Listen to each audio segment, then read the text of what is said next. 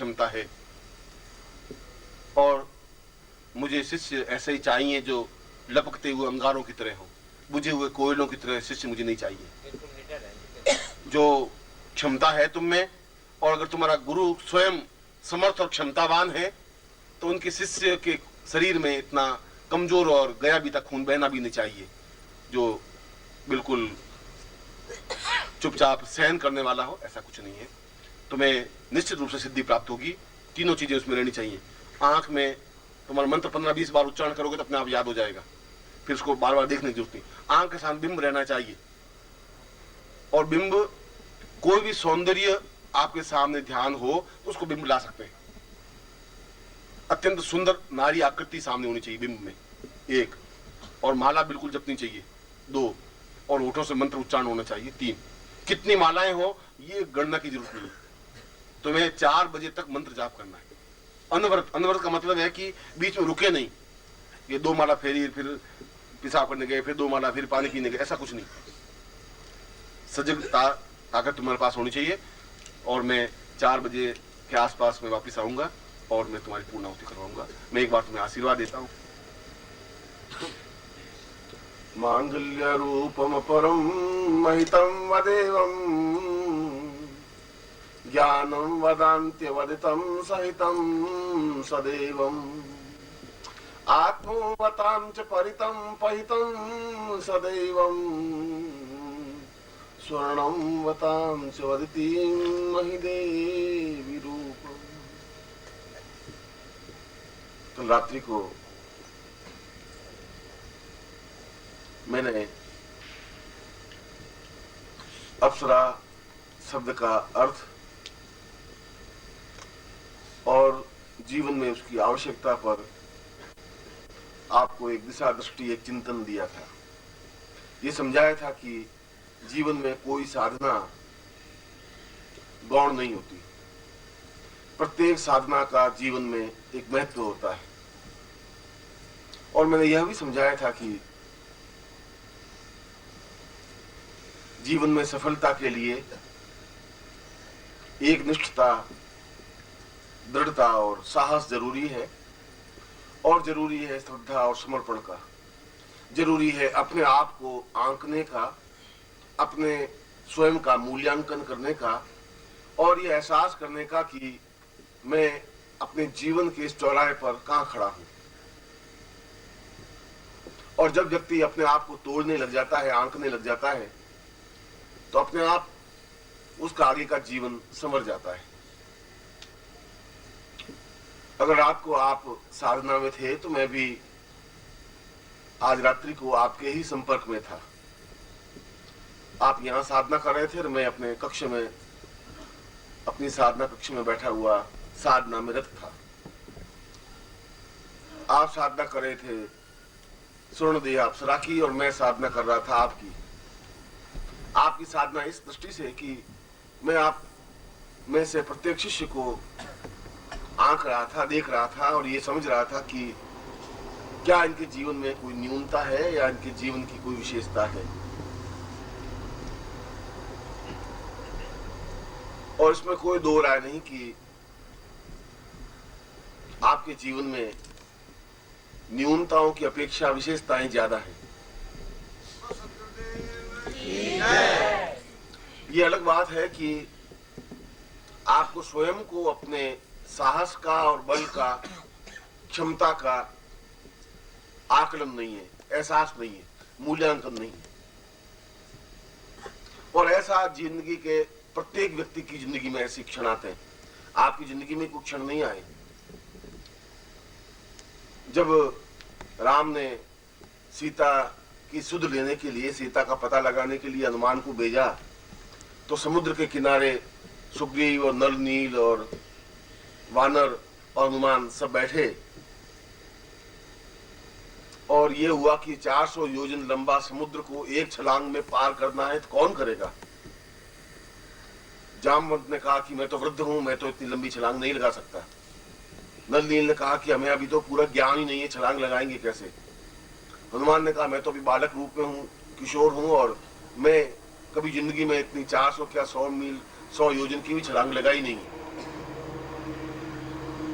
और उस समय अंगद कह रहे हैं कि पवन पुत्र, तुम्हें खुद ज्ञान नहीं है कि तुम्हें कितनी ताकत है, तुम्हें कितनी क्षमता है। तुम्हें क्षमता है और तुम निश्चित रूप से इस समुद्र को एक छलांग में पार कर सकते हो, क्योंकि मैं तुम्हारी क्षमता पर, तुम्हारे चिंतन पर, तुम्हारे विश्वास पर मुझे भरोसा है। और अंगद के ये कहने पर हनुमान ओंकार भरते हुए छलांग लगाते हैं और इस भवसागर को पार कर लेते हैं। और यही हाल युद्ध में अर्जुन का हो रहा था। गांडीव धनुष नीचे रख दिया था, कृष्ण उसको समझा रहे थे और वो कह रहा था कि मुझमें इतनी ताकत नहीं है कि मैं भीष्म से लड़ सकूं, द्रोण से लड़ सकूं, इस अश्वत्थामा से लड़ सकूं, इतनी मुझमें ताकत नहीं है। मैं अकेला इस कर्ण को और द्रोणाचार्य को और कृपाचार्य को सबको मैं परास्त नहीं कर सकता। और कृष्ण कह रहे थे कि तुम्हें ताकत है, अफसोस इस बात का है कि तुम्हें खुद को अपनी ताकत का ज्ञान नहीं है। और मुझे एक छोटा सा दृष्टांत याद आ रहा है कि एक शेर का छोटा सा बच्चा जो ही जन्म लिया और जन्म लेने के 5-6 घंटे, 4-5 घंटे में जो पैरों से थोड़ा सा चलने लगा तो कोई शिकारी पास में से निकल रहा था और उसने बंदूक की गोली मारी और शेरनी मर गई। शेरनी मर गई तो शेर एक तरफ भाग गया और बच्चा एक तरफ भाग गया। शेरनी की लाश वहां पड़ी रही और शिकारी ने जीप में शेरनी की लाश को डाला और चले गए। वह शेर का बच्चे ने देखा अपनी मां नहीं है तो थोड़ा सा आगे चला तो भेड़ों का झुंड जा रहा था, सियार का, गीदड़ों का। तो वह भी, उस गीदड़ी ने, सियारनी ने देखा कि बच्चा सा बेचारा अकेला है, उसने अपने झुंड में उसको मिला दिया। वह भी उसके साथ चलने लगा। 2-3 महीने बीत गए। अब वो जिस प्रकार से सियार हूं हूं करे उसी प्रकार से वो शेर भी हूं हूं करे। जिस प्रकार से सियार रहे उस प्रकार से वो शेर का बच्चा भी रहे। जिस प्रकार से शेर की आवाज आवे और सियार सब भागे उसी प्रकार उसके साथ बच्चा भी भागे। ऐसा 1 साल भर बीत गया। उसका सारा चाल ढाल, रहन सहन, खान पान सब सियार की तरह हो गया। कई साल भर बाद एक शेर उस जंगल में आया और उसने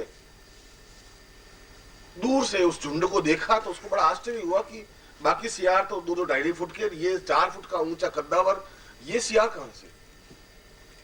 और उसने जोर से हुंकार भरी तो जितने शेर भागे, सियार भागे, वो भी बच्चा भी भागा उनके साथ। ये सियार नहीं हो सकता, मेरी आंखें धोखा नहीं खा सकती। मगर ये भाग क्यों रहा है? वह छुपता छुपता एकदम से बिल्कुल पास में से उसको देखा तो उसने कहा कि नहीं, ये तो शेर है, ये सियार है नहीं। ये दुर्भाग्य है कि ये सियारों की संगति करने लग गया है। और उसने करीब 15-20 फुट से जोरों से हुंकार भरी और सियार सब भागे और वो शेर का बच्चा भी भागने लगा तो शेर ने झपट्टा मार के उसके पांव को पकड़ लिया। उनका तू कहां भाग रहा है, ये क्या कर रहा है? उसने कहा कि मैं मर जाऊंगा, आप मुझे छोड़ दीजिए, मैं बहुत ठीक हूं, मैं हूं वहां ठीक हूं। उन्होंने कहा तू सियार है नहीं, तू शेर है, तुम कहीं गलती से फंस गया है। तुम्हें ताकत है, साहस है, क्षमता है। तेरे शरीर में जो खून बह रहा है वो शेर का खून बह रहा है। तेरे जिस्म में जो ताकत है वो शेर की ताकत है। और देखिए सामने हाथी आ रहा है, घबराने की जरूरत नहीं, झपट्टा मार और पीठ को तोड़ दे। और हुंकार भरते ही शेर का बच्चा उछला और हाथी के पीठ पर जाकर के नखून से उस हाथी के पूरे पीठ को तोड़ दिया, फोड़ दिया, वक्षस्थल बहा दिया। शेर ने कहा नीचे उतर, मेरे साथ चल, क्योंकि तेरी स्थिति मेरे साथ चलने की है, इन गीदड़ों के साथ भटकने की नहीं है। और मैं सोचता हूं कि जिसने भी दृष्टांत लिखा होगा आपको सोच समझ के लिखा होगा। ये पूरी घटना आप पे लागू होती है पूरी तरह से। और मैं तुम्हें कह रहा हूं कि तुम जहां जिसके साथ घूम रहे हो वो तुम्हारा जमात है नहीं, वो तुम्हारा झुंड नहीं है। दुर्भाग्य ये है कि तुम उनके साथ जिंदगी पार करने लग गए। तुम्हारे शरीर में जो खून बह रहा है वो शेर का खून बह रहा है। अब हनुमान जी को कोई एहसास नहीं करवाता तो छलांग नहीं लगा पाते। अर्जुन को कोई साहस नहीं देता तो महाभारत युद्ध नहीं जीत पाता। और शेर के बच्चे को एहसास नहीं करवाते तो वो शायद जिंदगी भर सियारों के साथ जिंदगी व्यतीत कर लेता। और तुम लोगों में भी वही साधना का रक्त प्रवाहित हो रहा है जो तुमने साधना जीवन में की है, और नहीं की होती तो तुम आज यहां नहीं बैठे होते, अपने घर में सोए हुए होते, जैसे तुम्हारे भाई सोए हुए हैं, जैसे तुम्हारे पिता सोए हुए हैं, तुम्हारे पड़ोसी सोए हुए हैं। तुम में उनमें कुछ अंतर है, और ये अंतर है 400 मील चल करके मेरे पास पहुंचने का। 400 मील आदमी बेकार चक्कर नहीं लगा सकता। वो चक्कर तभी लगाता है जब हृदय के तार कहीं आपस में जुड़े होते हैं। जब मैं आवाज देता हूं तुम्हारे पास आवाज पहुंच जाती है, और ये आवाज पहुंचती है तब जब मेरा हृदय का संबंध तुम्हारे हृदय से जुड़ा हुआ हो सकता है तुम मुझसे नहीं मिले हो इससे पहले, हो सकता है पहली बार मिले हो सकता है 10वीं बार मिले हो सकता है मेरी बात सुनने के बाद भी अनसुनी कर दी हो। ऐसा तो अभी पिछले प्रवचन में भी, कल शाम को भी ये कह चुका हूं कि मैं तो 25 जन्मों से तुम्हें आवाज देता रहा हूं, तुम कान बंद करके चले जाते हो अपने झुंड में। हो सकता है आप भी चले जाओ, मगर आज साधना में बैठ करके जब मैं आपके टच में था, आपके इस साधना मंत्र में संबंधित था, तो मैं एहसास कर रहा था कि तुम में वो का वो रक्त प्रवाहित है जो एक गुरु का रक्त है। एक शिष्य में जो क्षण होने चाहिए, गुण होने चाहिए, जो क्वालिटी होनी चाहिए, वो तुम में है। और तुमने जिस प्रकार से मंत्र जप किया है वो अपने आप में सही है। आवश्यकता इस बात की है कि तुम्हारे मन में भ्रम है, अनिश्चय है, संशय है, और जिंदगी के प्रत्येक क्षण में और प्रत्येक कार्य में तुम्हारे अनिश्चय है, इसी कार्य में नहीं। क्यों ये काम कर पाऊंगा कि नहीं कर पाऊंगा, कि अब कल शाम को रिजर्वेशन होगा कि नहीं होगा, कैसे साल जाएंगे कि नहीं जा पाएंगे, और 10 साल और जिंदा रहेंगे भी गुरुजी कि नहीं जिंदा रहेंगे, और लड़के कमा के देंगे भी कि नहीं कमा के देंगे, पत्नी सेवा करेगी कि नहीं करेगी। सारा जीवन तुम्हारा असंशय संशय के झूले में झूलता जा रहा है, और मेरा जीवन बिल्कुल स्पष्ट है कि ये होगा, ये निश्चित रूप से पत्नी मेरी सेवा करेगी, मेरी है पत्नी मेरी सेवा करेगी, निश्चित रूप से करेगी। और मैं अगर 40 साल जिंदा हूं तभी 40 साल पत्नी जिंदा रहेगी। और अगर मेरे शिष्य हैं तो इनको साधना में सफलता मिलेगी। मेरे मन में अनिश्चय और निश्चय का भ्रम नहीं है, ये अंतर है। मैं जब कहता हूं तो फिर 2 कहने की हिम्मत रखता हूं, और तुम जब कहते हो तो मन में संशय असंशय का विकल्प बना रहता है।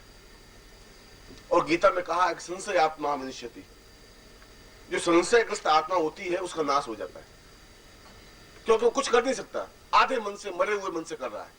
और कल भी मैं तुम्हें बता रहा था कि तुम अपनी लाश को कंधे पर ढोकर के चले जा रहे, उसमें चेतना नहीं है, प्राण नहीं है, इसमें विश्वास नहीं है, हिम्मत नहीं है, क्षमता नहीं है।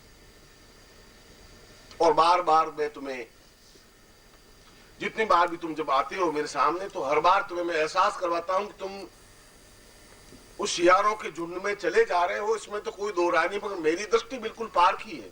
मैं तुम्हें अच्छी तरह से पहचानता हूं, मैं तुम्हें पहचानता हूं। तुम जिनके साथ घूम रहे हो वो तुम्हारा कुल नहीं है, तुम्हारे कुल की परंपरा कुछ और है।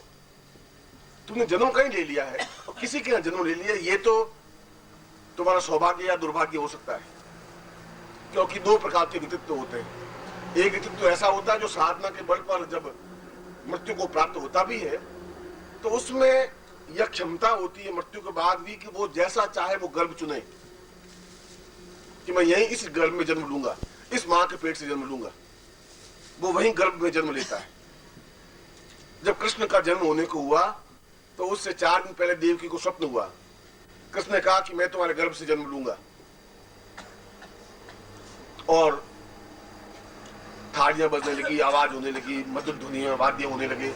ये सब क्या था? कृष्ण को बिल्कुल मालूम था कि मुझे जन्म कहां लेना है, और तुम्हारे हाथ में वो स्थिति नहीं है। इसलिए तुम्हारा जन्म लेना और किसी के घर में जन्म ले लेना कोई बहुत बड़ी घटना नहीं है।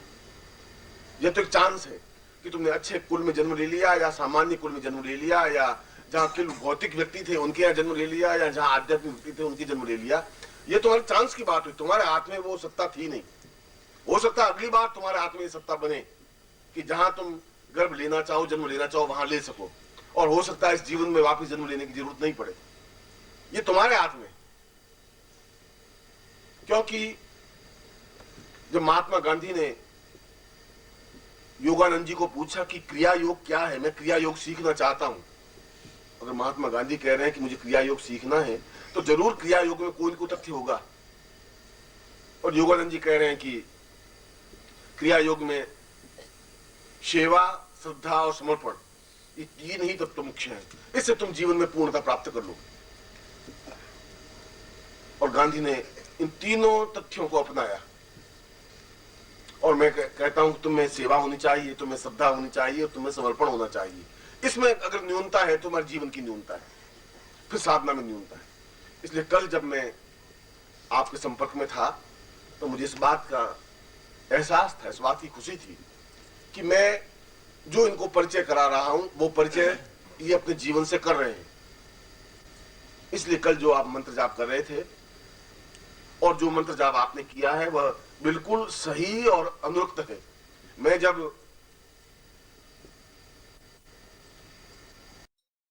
ओम परम तत्वाय नारायणाय गुरुभ्यो नमः।